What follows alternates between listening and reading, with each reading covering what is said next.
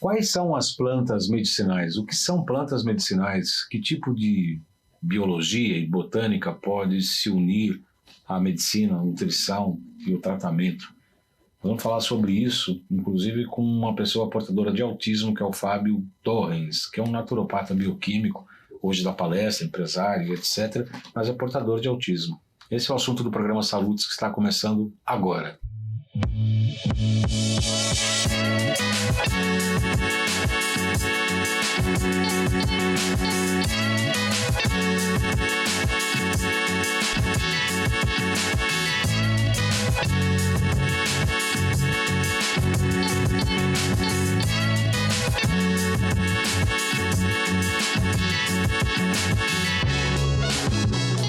Começa agora mais um Saludes, transmitido pela Com Brasil, canal 20, Oi TV, canal 28, Claro via Embratel, canal 3, Sky, canal 28, Vivo Fibra, canal 29. Todos os programas exibidos ficam disponíveis tanto na íntegra quanto em trechos especiais, os melhores trechos em compactos em 2 canais do YouTube, João Carlos Baldan e Além de Agulhas. Para acompanhar nossos programas, você pode acompanhar chamadas no Facebook, LinkedIn, Twitter, Instagram, @jcbaldan.acupuntura. A novidade que temos também é que agora estamos também no Spotify, né? Saludes, no canal Spotify. Nosso programa Saludes tem o patrocínio da Nova Ciência, líder em equipamentos de medicina integrativa, e Essential Energy, a natureza em frequências a serviço da vida.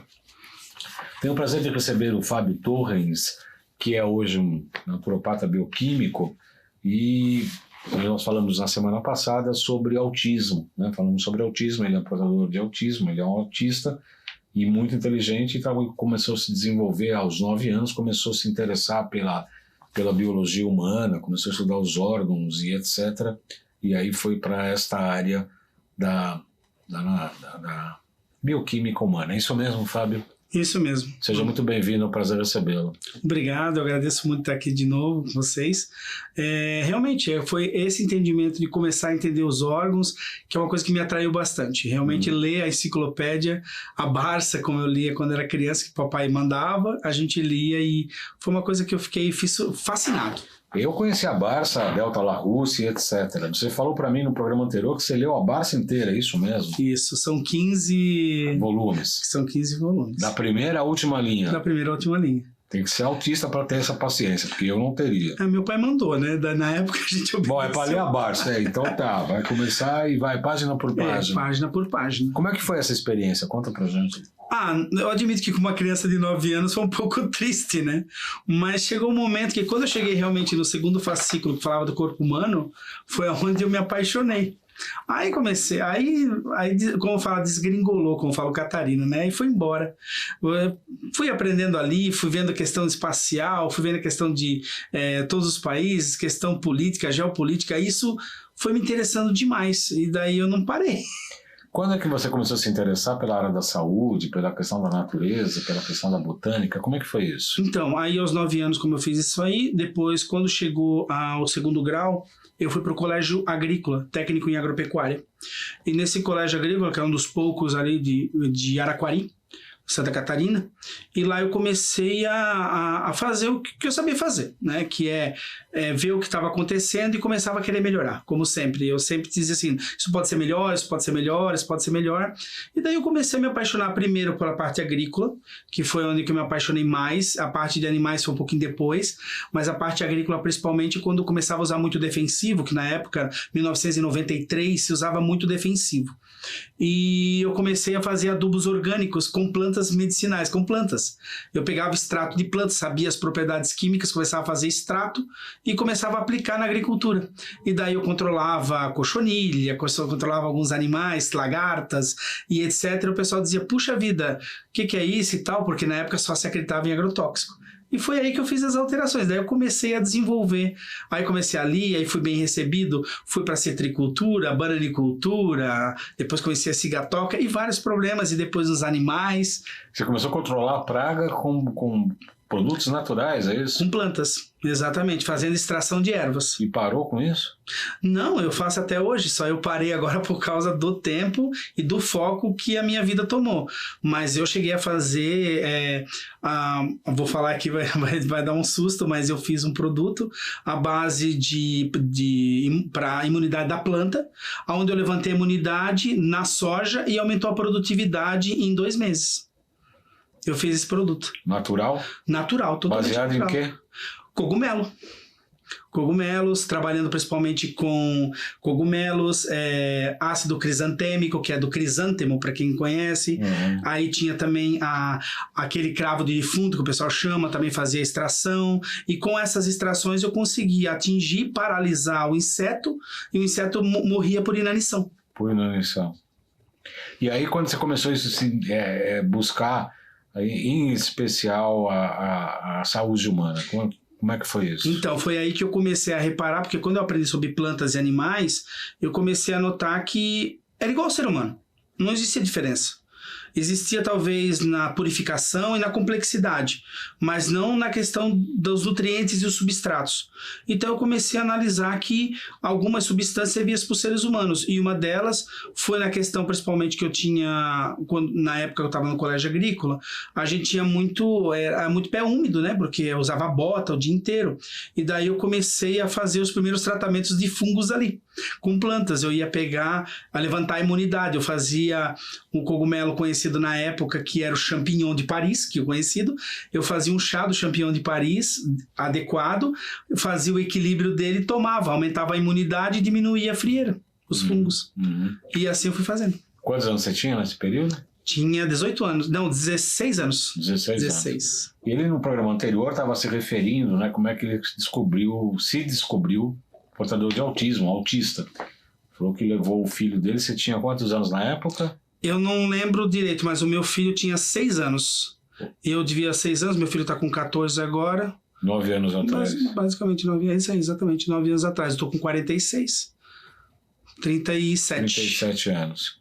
Aí você já estava trabalhando na área da saúde, já estava como terapeuta, nada disso? Sim, não, desde 2003 já. Desde 2003 eu já atuava como desenvolvedor de produtos em uma empresa chamada NutriScience. Sim. E desenvolvi o primeiro colágeno líquido também junto com o Marcos Beraldo, que foi um grande professor. Ele desenvolveu esse produto, depois a gente criou produtos à base de aloe vera, aí eu fui desenvolvendo produtos. E comecei a trabalhar em saúde, fiz o curso de terapeuta, aí adorei, me apaixonei, e não saí mais da área, mas eu fiquei muito tempo no laboratório porque eu não conseguia conviver no dia a dia. Né? Não conseguia conviver com o dia a dia? Era difícil porque eu tenho dificuldade de relacionamento. Até hoje não, né? Hoje não, né? Hoje tá mais fácil. Eu digo, é difícil, até eu gaguejo um pouco, desculpa o jeito, mas é que ele realmente mexe comigo falar com pessoas, porque eu nunca sei qual é a verdadeira intenção da pessoa, Baldan. Então, eu sei que a gente não sabe, ninguém sabe, né? Só que o autista, ele tem medo, porque eu acho que ele tem um medo, eu tenho esse medo ainda, de relacionar e dizer o que essa pessoa quer comigo, qual é a finalidade mesmo dela, sabe? O que pode ser de pior?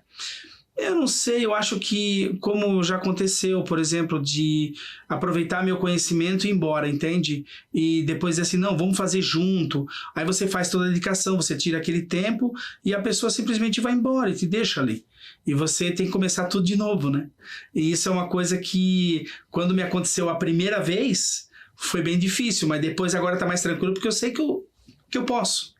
Mas naquela época eu achava que eu não podia, sinceramente. Qual uma crise que você teve que foi muito difícil? A crise mais difícil foi essa mesmo, de justamente pegar as coisas, meus conhecimentos e simplesmente vender ele como se fosse de outra pessoa. Qual o sentimento? Frustração. Porque o que eu queria é que a pessoa pegasse e se passasse para todo mundo. E no final ela guardou esse conhecimento, né? E hoje eu entrego de graça muito disso para todo mundo. Mas foi frustração. Tipo, trabalhei, me dediquei, porque daí eu não dormia, influenciava. E essa frustração, ela limita muito a gente. É triste. Perda do contato com realidade recente? Não, assim, não, tranquilo, essa parte é tranquilo. Tem momentos, assim, que realmente eu sinto que é o autismo, que é momentos que eu quero, assim, parar de atender, sabe? Parar de atender, parar de fazer qualquer coisa. Eu sinto essa necessidade, mas eu sinto que é o cansaço mesmo, mental. E daí eu preciso, mas é um cansaço mental, deixa eu reformular isso. Eu tenho que sentar e estudar de novo, me dá vontade de estudar de novo e voltar a aprender mais coisas. Mas o que me atrai, assim, é sentar com pessoas inteligentes. É fascinante você ficar ouvindo uma pessoa falar. Eu adoro. Eu adoro novidades na área de tecnologia. É uma coisa que me atrai, ou de quântica, de bóson, de hadrons, de todo o funcionamento dos neutrinos, como eles trabalham, os bósons. Nossa, isso é fascinante. Fascinante isso. As cordas, né? A teoria de cordas, por exemplo, que ao mesmo tempo que ela foi jogada para escanteio, mas agora estão reformulando e transformando em outra coisa. Eles disseram agora tem uma nova. Não tem uma nova. Eles pegaram a antiga, deram uma reformulada e etc. Mas a forma do átomo e da forma da energia, a teoria de cordas é incrível. É realmente... E eu vou dizer assim, no meu entendimento, quando eu vejo o mundo, eu vejo nessa forma de cordas. Tudo é interligado. Eu não consigo visualizar um universo sem ser interligado. E hoje eu vendo o mundo, como eu falei, das plantas, dos animais, quando eu comecei a trabalhar com as ervas, sabe? Isso tudo mostrava para mim que havia uma ligação. Porque você morar no mesmo lugar onde você tem a cura de uma coisa e você tem o veneno de outra, é fascinante. Eu acho isso tudo muito fascinante. E aonde é que entra a natureza da botânica, a natureza das ervas, das plantas, na reconstituição da própria saúde? Como é que foi esse ponto de ligação? Eu comecei a estudar muito sobre medicina chinesa e comecei a ler muito sobre a medicina indiana, o Ayurveda. O Ayurveda foi o vamos dizer assim, o estopim para acontecer tudo.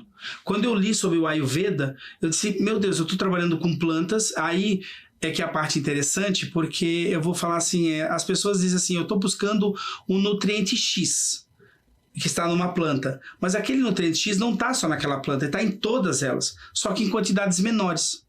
Então você tem como retirar de outras plantas. Então foi aí que eu comecei a entender essa interligação, entender, por exemplo, o nosso organismo, nós precisamos desintoxicar ele, a clorofila nos ajuda, mas você não pode usar o verde porque vai dar problema na tireoide. Então você faz um extrato, ou um cozimento a baixa temperatura, ou a alta temperatura, ou a média, ou a baixa temperatura congelando, e com isso você vai extraindo princípios ativos e você vai notando o efeito. Eu notei primeiro na pele, tratamento, depois tomando, e assim eu ia. Fui conhecendo isso. Você foi autotestando cada teoria que você estava me dizendo? Algumas sim, algumas que eu já tinha certeza absoluta. Eu aprendi muito com freis também.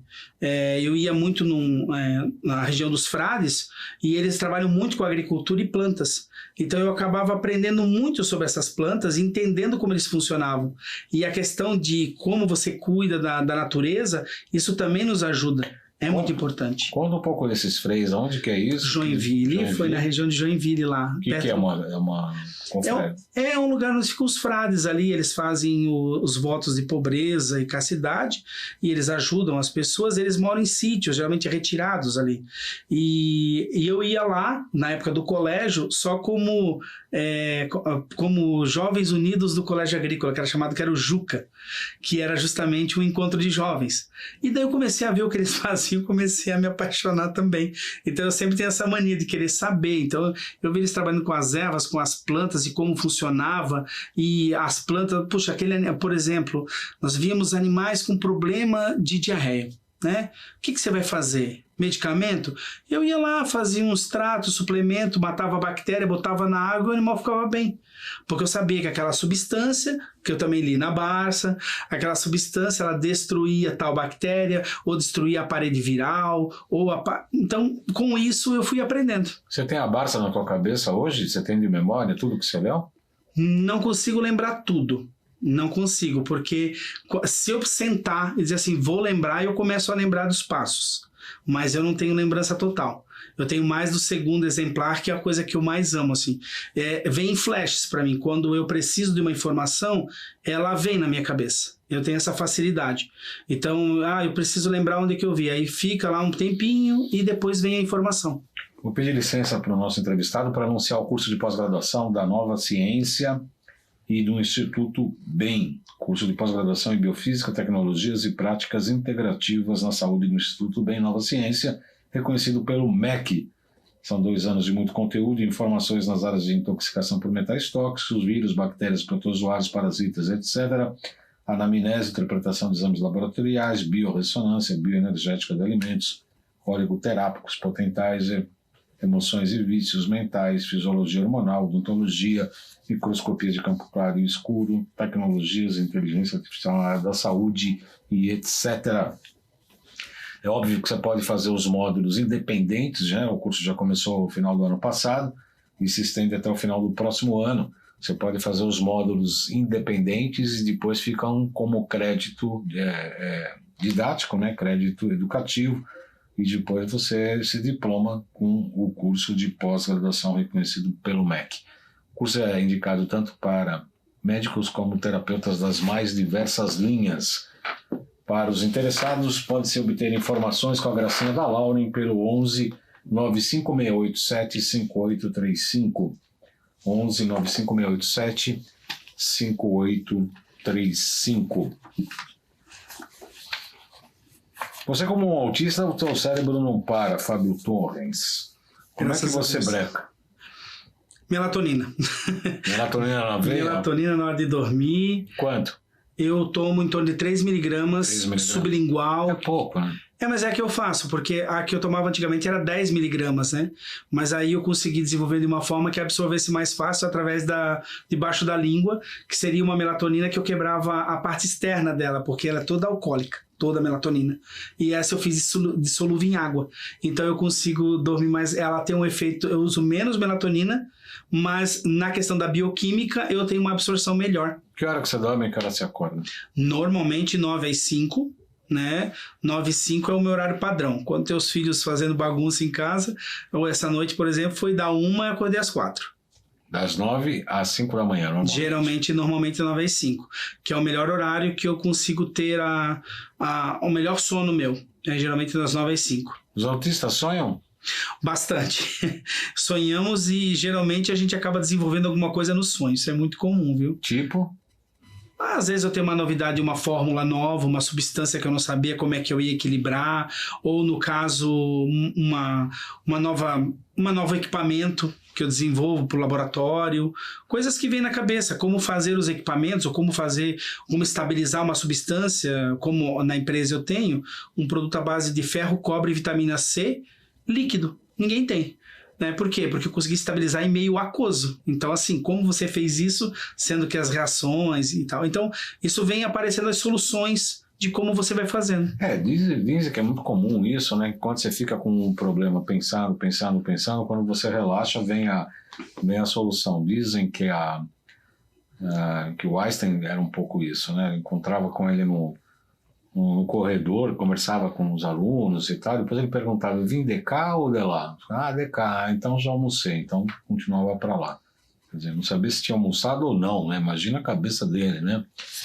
E ele falava exatamente isso, quer dizer, quando para, que é a fórmula da energia igual a massa vezes velocidade da luz, né? Da constante ao quadrado, isso. Constante ao quadrado.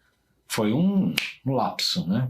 Agora, quanto tempo ele ficou pensando naquilo para chegar? Ele se imaginou no feixe de luz quando ele chegou a essa conclusão. Como é que é? Conta essa história. Exatamente. Ele pegou e ele estava energia igual a massa vezes a constante ao quadrado. E no constante seria a velocidade da luz, né? Que é 299, etc. E ele sentando e ele se imaginou no feixe de luz. E daí ele chegou à conclusão final de como seria. Então, isso é uma coisa muito comum. A gente se coloca no lugar para chegar à conclusão. Então, a gente tem que se colocar no lugar do problema ou da situação como se a gente fizesse parte da situação. Por exemplo, ele se imaginou no feixe de luz. Se ele queria descobrir o universo, ele tinha que se sentir o universo. Então, se ele queria saber um cálculo, ele se colocava como o cálculo. Então, isso é uma coisa que eu faço comumente. Geralmente eu me coloco como ferro ou cobre para poder chegar na conclusão. Como eu agiria? E daí vai aparecendo as soluções. Você diria que o Einstein teria autismo também, não? Olha, se ele não teria autismo, teria Asperger com certeza, porque a genialidade dele era incrível. Primeiro, pela revolta, tá? Nenhum autista, eles são pessoas muito fáceis de se lidar, né? Você vê que ele era um revolucionário na sala de aula, ele adorava fazer uma bagunça, né? Não prestava atenção em nada. Então, geralmente, você olha, primeiro começa a olhar por esses motivos. Você sabe que eu tive um professor de filosofia que era totalmente maluco, né? Incrivelmente inteligente, era genial. Entrava na sala já xingando, chutando e tudo. E ele pegava as duas mãos assim e começava a desenhar no giz, na época no giz, na lousa, e saía um desenho absolutamente perfeito. Impressionante. Você diria que ele era autista? Eu diria que era um gênio. Agora, não sei dizer autismo, mas com certeza alguma genialidade tem, não é possível. Professor Valdir, ele tinha um óculos de fundo de garrafa, professor Valdir, cabeça branca. E são revoltados, né? Então pode ser até que tenha um certo grau aí, né? O revoltado é um autista? Ele tem uma tendência, porque ele não concorda com as coisas tradicionais. Eu tô começando a me sentir autista. Eu acho que pode ser, porque às vezes a gente com o tempo, Valdir, a gente adquire controle sobre as nossas atitudes. Mas se a gente soltar o nosso ímpeto verdadeiro, aí você vai sentir aquilo que você é. E muitas vezes o autista, ele sabe que ele é. Ele sabe que ele é diferente, e diz, puxa, eu penso fora da casinha. E isso é muito importante. Então eu acredito que pode ser. Aliás, o fora da casinha hoje são os que fazem a história e a ciência e o mundo se desenvolver, você não acha? Eu acho e tenho certeza, começando pela própria Microsoft, Apple, etc. E se você notar também, toda vez que você tem autistas ou pessoas geniais em algum ponto, você sempre tem um gerenciador do processo. Sempre tem alguém que atua à frente. E outra coisa, o autista não tem vaidade. Isso você vai notar também. Porque o autista, se ele disser assim, eu estou trabalhando com uma pessoa e você fala com ela, o que você falar com ela, você concorda, saiba, você tem um grau. Porque você não bota o teu orgulho na frente. Isso é outra coisa que acontece. Como é que é? Repete, por favor. Por exemplo, você está fazendo o teu programa aqui, certo? Nós estamos aqui, vamos dar um exemplo prático, aqui estamos aqui. Aí você diz assim, olha, não conversa comigo quando você quer fazer qualquer coisa, fala com tal pessoa que ela fecha para mim. Por quê? Porque você confia nessa pessoa, porque você não tem essa habilidade de fechar. Então você entende a tua limitação e você distribui a tua limitação estendendo você para frente, colocando uma outra pessoa que seria você. Então isso é uma parte de autismo. É um jeito de identificar. Ah, sim. Como é que você definiria a questão da fitoquímica? Como é que a planta hoje pode ajudar? Na medicina chinesa se fala muito das questões de cor, sabor, né, de determinada planta ou alimento que faz uma identificação com um determinado órgão, né? A noz é muito parecida com o cérebro, os feijões e os grãos são muito parecidos com os rins, e por aí vai, a berinjela com a vesícula biliar, enfim, questões de cor, forma e identificação com órgãos. O que é a fitoquímica que você, com os seus estudos, descobriu ou pode orientar a gente? O que eu noto no meio ambiente é tudo que toma a mesma tendência, o mesmo objetivo, geralmente são de formas parecidas. Então, como você falou, o feijão, como ele é forma de parecido com o rim, ele vai ter substâncias mais próprias para um rim. Como a noz para a cabeça, mais próprias para o cérebro. Mas se ela variar qualquer substância, você vê que uma noz nasce diferente. Então você vê que nem todas elas são iguais. Então você vê que ela já tem uma tendência para uma outra finalidade, que é parecido com outra coisa. Na natureza é assim, se você pega uma batata, por exemplo, uma batata inglesa, vou pegar uma batata para conhecer. A batata inglesa não deve ser consumida muito por seres humanos, mas sim a batata inhame ou a batata doce. Porque a batata inglesa, ela faz mal para a gente. Então ela tem, e a batata, o inhame e a batata doce são mais parecidas, são mais fortes, elas são mais resistentes. E a outra é mais molenga. Pessoas que comem mais batata, por exemplo, batata de maionese, tendem a ser mais moles. Tô falando muita. Aliás, deixa eu te interromper em relação a isso, porque eu soube, não sei se é verdade ou não, que os hindus ofereciam as batatas para os soldados ingleses com esse objetivo, de deixar eles meio bananão. Sim. Faz sentido? Total. porque você perde musculatura. Quando você consome esse tipo de carboidrato, a tendência é de você absorver esse tipo de carboidrato. Sobre plantas, como você comentou agora, uma coisa muito importante para emagrecer, que as pessoas não sabem, é chá de vagem. Comer vagem. Vagem. Porque ela tem uma estrutura, ela faz o teu rim funcionar melhor e, além disso, ela tem uma estrutura mais fina. Por incrível que pareça, você acaba desinchando, você acaba emagrecendo. E você falou de musculatura. Hoje está uma febre aí nas questões do whey, etc. Quais fitoquímicos são indicados pela tua experiência com essa história de quem faz academia, ganho muscular? Olha, com certeza o Tribulus terrestris, que é uma planta incrível, tá? Que ela aumenta os níveis de testosterona e, consequentemente, aumenta os níveis de produção de massa muscular.